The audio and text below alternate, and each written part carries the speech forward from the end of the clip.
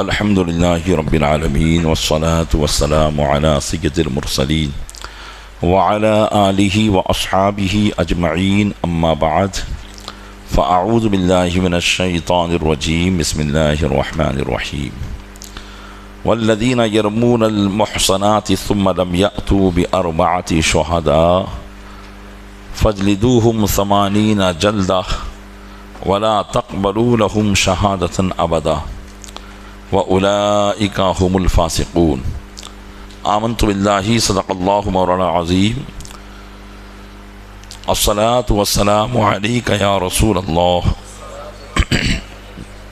وعلى آلك وأصحابك يا حبيب الله الصلاة والسلام عليك يا نبي الله وعلى آلك وأصحابك يا نور الله الحمدللہ عز وجل بعد تراویح احکام قرآن کا سلسلہ جاری ہے، سماعت فرمائیں۔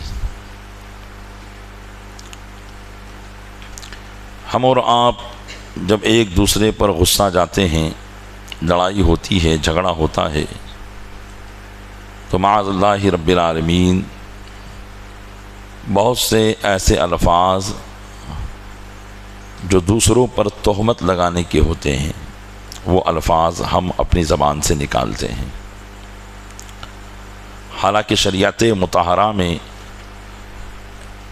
ایسے الفاظ اپنے کسی دوسرے مسلمان بھائی کو کہنا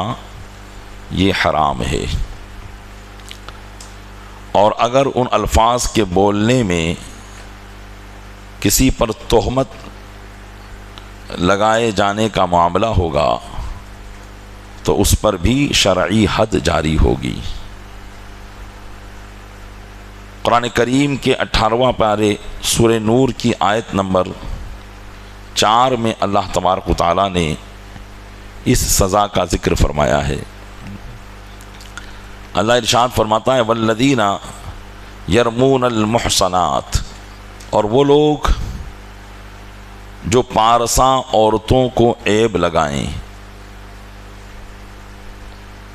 ثم لم یأتوا بأربعۃ شہداء، اور پھر 4 گواہ معائنہ کے نہ لائیں، فجلدوہم 80 جلدہ، تو انہیں 80 کوڑے لگاؤ، ولا تقبلوا لہم شہادۃ ابدا، اور ان کی گواہی کبھی نہ مانو، وَأُولَئِكَ هُمُ الْفَاسِقُونَ، اور وہی لوگ فاسق ہیں، إِلَّا الَّذِينَ تَابُوا مِن بَعْدِ ذَلِكَ وَأَصْلَحُوا فَإِنَّ اللَّهَ غَفُورٌ رَحِيمٌ، مگر جو توبہ کر لے اور صبر جائیں تو بے شک اللہ بخشنے والا مہربان ہے۔ اس آیت کریمہ میں پاک دامن عورت پر زنا کی تہمت لگانے کے تعلق سے مسائل کو بیان کیا گیا ہے۔ یہاں پر اگرچہ محصنات کا لفظ ہے، لیکن مراد یہاں پر مرد اور عورت دونوں ہیں، اور قرآن کریم نے عورت کا ذکر خصوصیت کے ساتھ اس لیے کیا کہ عموماً لوگ تہمت لگانے میں جلدی عورتوں پر ہی کرتے ہیں، مرد پر جلدی کوئی تہمت لگانے کی جسارت نہیں کرتا۔ عورت کو اگر خلاف واقعہ کہیں دیکھ لیا، کچھ کرتے دیکھ لیا، تو بس شکوک و شبہات کی لکیریں اس پر آ جاتی ہیں، اور اس پر طرح طرح کے الزامات لگانے کی کوشش کی جاتی ہے۔ یہ آج بھی ہے، اور نزول قرآن کے وقت بھی ایسا ہی معاملہ تھا، اس لیے خصوصیت کے ساتھ یہاں پر عورتوں کا ذکر کیا گیا، ورنہ اگر کوئی مردوں کو بھی تہمت لگائے گا اور تہمت لگانے کے بعد 4 معائنے کے گواہ، یعنی جنہوں نے اس مرد یا عورت کو زنا کرتے ہوئے دیکھا ہو، ایسے 4 گواہ اگر وہ نہیں لا پائے گا تو پھر اسے حد قذف جاری کی جائے گی، یعنی 80 کوڑے کی سزا اسے لگائی جائے گی، جبکہ اسلامی حکومت ہو۔ تو اب یہاں پر ایک بات تو یہ کہ جب اسلامی حکومت ہوگی تو اس کی سزا 80 کوڑے ہے، اور دوسری بات یہاں پر یہ ہوگی کہ وَلَا تَقْبَلُوا لَهُمْ شَهَادَةً أَبَدًا، اور اے حاکموں ان کی گواہی کبھی نہ مانو، یعنی اب مرتے دم تک وہ لوگ مردود الشہادہ ہو جائیں گے۔ مردود الشہادہ کا مطلب یہ ہوتا ہے کہ ان کی گواہی کو کبھی بھی مانا نہیں جائے گا، اگرچہ وہ توبہ کر لیں ان کی گواہی کو مانا نہیں جائے گا۔ جیسے مثال کے طور پر چاند دکھا اور چاند کی آ کر انہوں نے گواہی دی، تو اگر ایسا شخص ہے کہ جو پہلے اس سے کسی پر تہمت لگا چکا ہے، اس کی گواہی قبول نہیں ہوگی۔ کسی نکاح میں وہ گواہ بنا، اب مرد یا عورت انکار کرتے ہیں کہ ہمارا نکاح نہیں ہوا ہے، اور دوسرا کہتا ہے کہ نہیں نکاح ہوا ہے، تو ظاہر سی بات ہے اب گواہوں کی ضرورت پڑتی ہے۔ گواہ جو بنائے جاتے ہیں نکاح میں، اس کی وجہ کیا ہوتی ہے؟ تاکہ دونوں میں سے کوئی اگر ایک انکار کرے تو یہ گواہ اس وقت حاضر ہو کر گواہی دیں کہ نہیں نکاح ہمارے سامنے ہوا ہے۔ تو اب اگر وہ گواہی دینے کے لیے آئیں گے اور ان میں 2 گواہوں میں ایسے شخص ہوں گے کہ جنہوں نے کسی پر تہمت لگائی ہوگی، تو پھر ان کی گواہی کو قبول نہیں کیا جائے گا۔ تو ایسے بہت سے مقامات پر جہاں پر شرعی گواہی کی ضرورت پڑتی ہے، ان لوگوں کی گواہی کبھی بھی قبول نہیں ہوگی۔ اور تیسری بات یہاں پر اس بات کو ذکر کیا گیا ہے کہ زنا کی گواہی کا نصاب 4 گواہ ہیں۔ اگر کسی پر آپ نے زنا کا حکم لگایا ہے، تہمت لگائی ہے، تو 4 گواہ پیش کرنے پڑیں گے۔ 4 گواہ میں 1 گواہ بھی اگر کم ہوگا، 3 گواہ 2 گواہ، تو گواہی مانی نہیں جائے گی، یہاں تک کہ تہمت کی سزا کے لیے پھر اپنے آپ کو تیار کر دینا ہوگا۔ نمبر 4، حد قذف، یعنی زنا کی تہمت لگانے والے کی سزا مطالبہ پر مشروط ہے۔ جس پر تہمت لگائی گئی ہے اگر وہ مطالبہ نہ کرے تو قاضی پر حد کرنا لازم نہیں ہے۔ یعنی چوتھی بات یہاں پر یہ معلوم ہوئی کہ اس تہمت لگانے والے کو سزا کب دی جائے گی؟ جبکہ جس پر تہمت لگائی گئی وہ کیس کرے، وہ مطالبہ کرے، وہ اس بات کی ڈیمانڈ کرے کہ اس پر شرعی حد جاری کی جائے، اس نے مجھ پر تہمت لگائی، یا تو یہ گواہ پیش کرے، اور اگر گواہ پیش نہیں کر پاتا ہے تو پھر اب سزا کے لیے تیار ہو جائے۔ تو اگر قاضی کے دربار میں وہ سزا کا مطالبہ کرے گا تو ایسی صورت میں قاضی پر لازم ہوگا کہ وہ اس پر حد لگائے، اور اگر جس پر تہمت لگائی گئی اس نے مطالبہ نہیں کیا تو پھر اس پر سزا یعنی حد قائم نہیں کی جائے گی۔ جس پر تہمت لگائی گئی اگر وہ زندہ ہو تو مطالبے کا حق اسی کو ہے،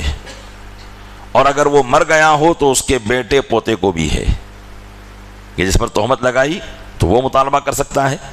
اور اگر اس کا انتقال ہو گیا تو پھر اس کے وارثین تہمت کا لگانے والے پر سزا کا مطالبہ کر سکتے ہیں۔ قذف کے الفاظ یہ ہیں، یعنی کیسے سمجھا جائے گا کہ فلاں کسی پر تہمت لگا رہا ہے،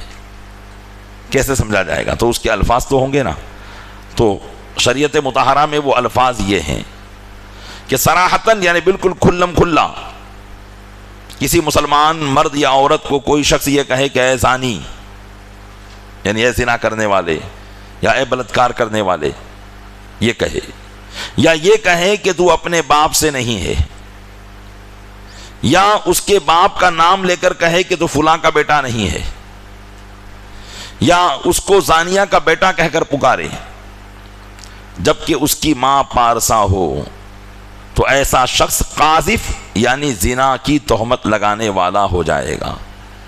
اور اب اگر وہ گواہ نہیں پیش کر پایا اپنی اس بات پر تو اس کو سزا دی جائے گی، جبکہ جس پر تہمت لگائی ہے وہ سزا کا مطالبہ کرے، ڈیمانڈ کرے، تو اس کو سزا دی جائے گی۔ تو پیارے اسلامی بھائیوں، یہاں سے ایک بات اور بھی سمجھنا چاہیے کہ ہم کبھی کبھی اس طریقے کے الفاظ تو نہیں لیکن اسی سے ملتے جلتے الفاظ بولتے ہیں، جیسے تو تیرے باپ کا نظر نہیں آتا ہے مجھے، تو حلال کی اولاد نہیں دکھتا ہے۔ تو یہ الفاظ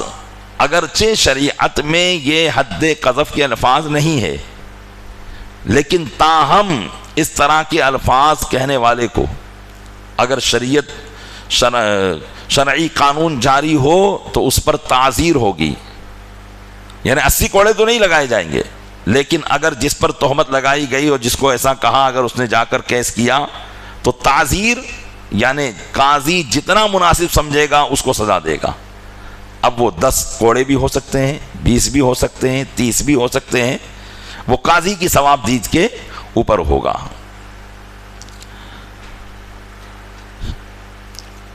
اسی طریقے سے ہاں، تہمت لگانے والا اگر سزا پانے کے بعد توبہ کر لے، تہمت لگانے والا سزا پانے کے بعد اسلامی شریعت کے مطابق سزا جاری ہو گئی، یا جیسے آج کے زمانے میں اب اسلامی حکومت نہیں، تو اگر وہ توبہ کر لے سچے دل سے اور اپنے احوال اور حالات سب شریعت کے مطابق کر لے تو اب وہ فاسق نہ رہے گا۔ فاسق کا مطلب یہ ہے کہ اگر آدمی فاسق ہو جاتا ہے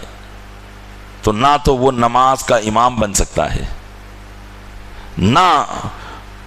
اس کی گواہی کو کبھی قبول کی جائے، نہ اس کی خبر کو قبول کی جائے، کیونکہ فاسق کی خبر قبول نہیں کی جائے گی۔ قرآن کریم میں یا ایھا الذین آمنوا ان جاءکم فاسق بنبأ فتبینوا، اے ایمان والو جب تمہارے پاس کوئی فاسق خبر لے کر آئے تو اس کی خوب چھان بین کرو۔ تو ایسا شخص یعنی شریعت مطہرہ کی نظر میں عزت دار نہیں ہوتا جو فاسق ہوتا ہے۔ تو اب اگر وہ توبہ کر لے صدق دل سے اور اپنے حالات کو بہتر کر لے، شریعت کے مطابق کر لے، تو اب وہ فاسق نہیں ہے۔ لیکن ایک حکم تو اب بھی باقی رہے گا تہمت لگانے والے کے اوپر کہ وہ امامت کر سکے گا، سارے کام کر سکے گا، لیکن اس کی گواہی تب بھی قبول نہیں کی جائے گی، کیونکہ اب ہمیشہ کے لیے وہ شریعت کی نظر میں غیر معتبر ہو گیا ہے، کیونکہ بھئی وہ کسی پر بھی کچھ بھی کہہ دیتا ہے تو اب وہ ہمیشہ شریعت کی نظر میں کیا ہو جائے گا؟ غیر معتبر ہو جائے گا۔ اسی طریقے سے یہ تو عام عورت پر حکم لگانے کا تھا کہ عام مسلمان پر اس طریقے کا حکم کوئی لگائے تو اس کا یہ مسئلہ رہے گا۔ لیکن اب دوسری آیت یعنی اس کے بعد والی آیت جو 6 نمبر کی آیت ہے، اس میں اپنی بیویوں پر اگر کوئی تہمت لگاتا ہے اور گواہ نہیں لا پاتا تو پھر اس کا کیا حکم ہوگا؟ بہت سے گھر ایسے ہوتے ہیں جہاں گھر والی عورتوں پر گھر والے ہی تہمت لگاتے ہیں، اور ذرا سی بات کو دیکھ کر اتنا بڑا جھگڑا کھڑا کر دیتے ہیں کہ نوبت طلاق تک پہنچ جاتی ہے۔ شریعت مطہرہ کو فالو نہیں کرتے، نہ تو ان کو شریعت کا حکم معلوم ہوتا ہے اور نہ ہی کوئی ایسے معاملات ان کو معلوم ہوتے ہیں۔ اس لیے شریعت مطہرہ نے اپنی بیوی پر بھی حکم لگانے کے لیے ایک قانون کو نافذ کیا ہے۔ سب سے پہلے تو اس کا شان نزول سمجھیے کہ اس کا شان نزول یہاں پر یہ ہے کہ حضرت عبداللہ بن عباس رضی اللہ تعالیٰ عنہما روایت کرتے ہیں کہ ایک صحابی رضی اللہ تعالیٰ عنہ نے اپنی بیوی پر تہمت لگائی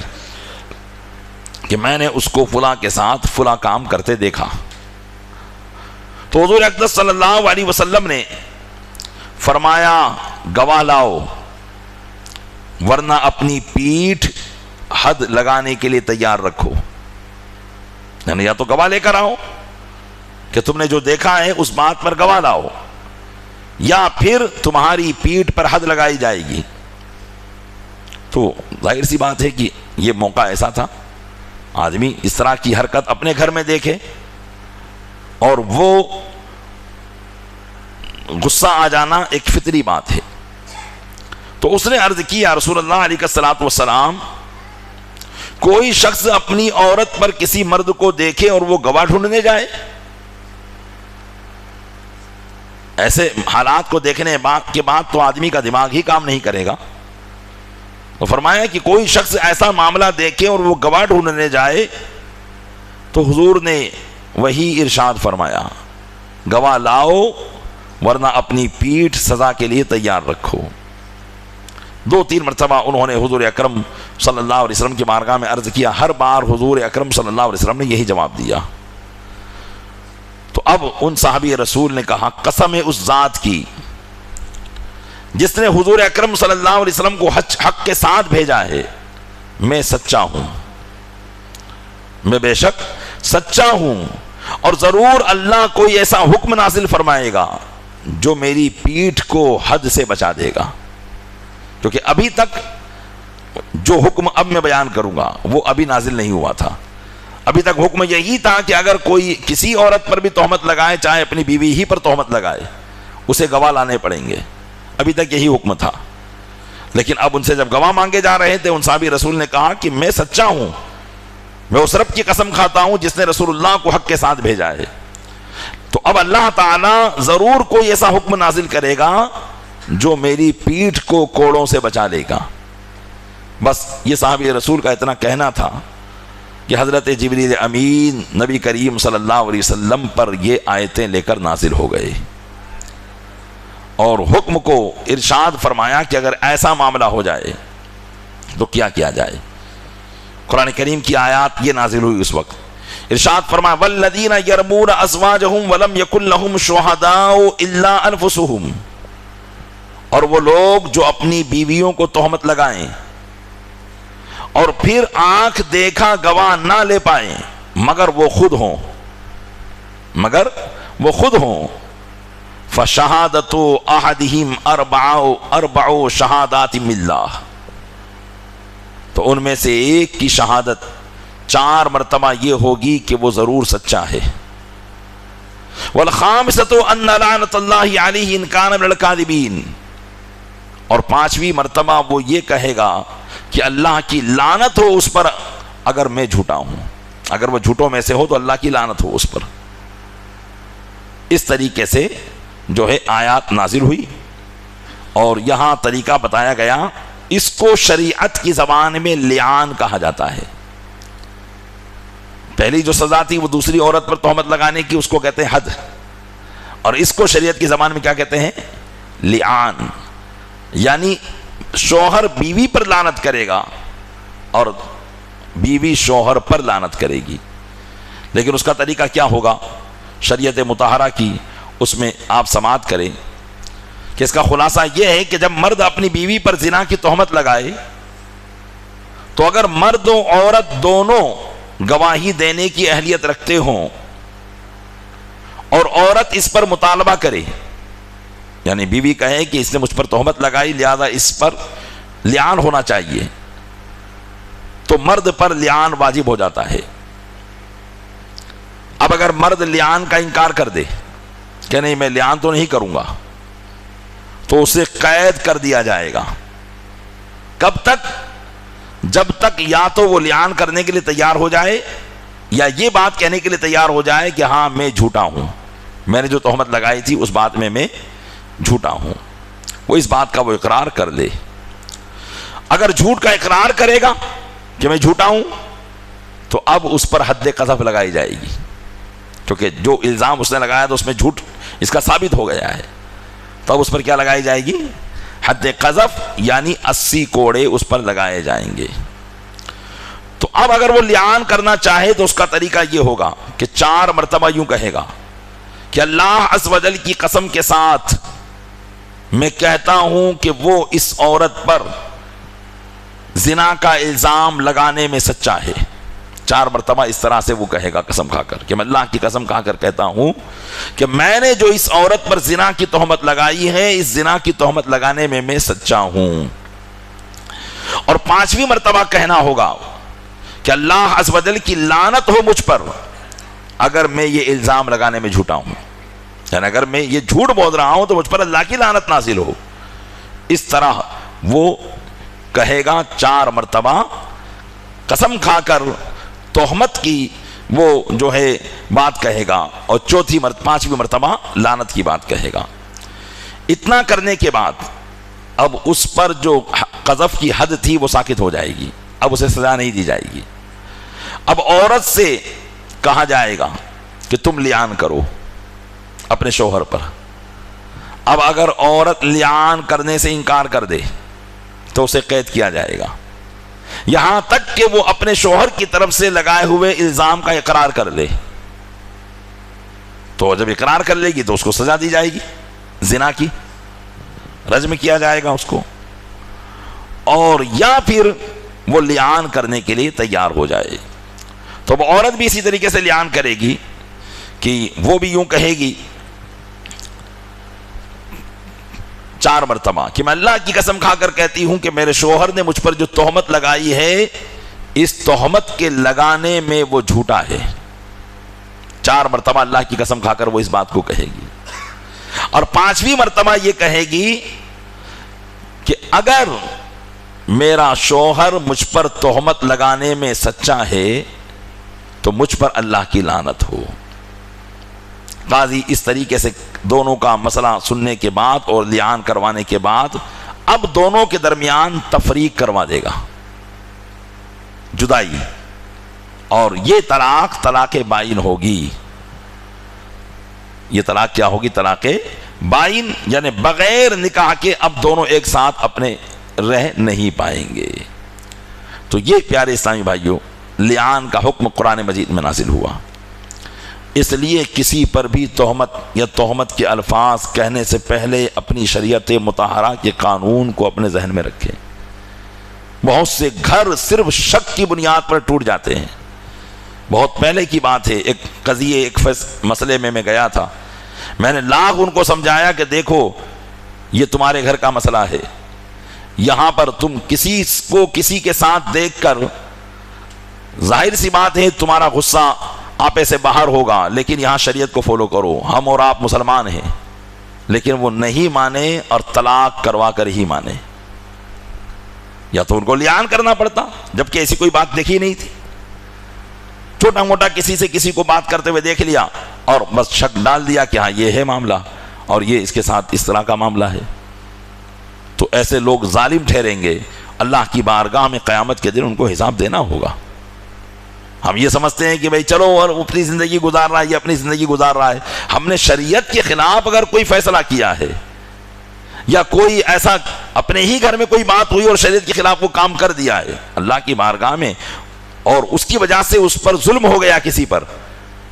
تو اس ظلم کا بدلہ تو قیامت کے دن دینا ہوگا،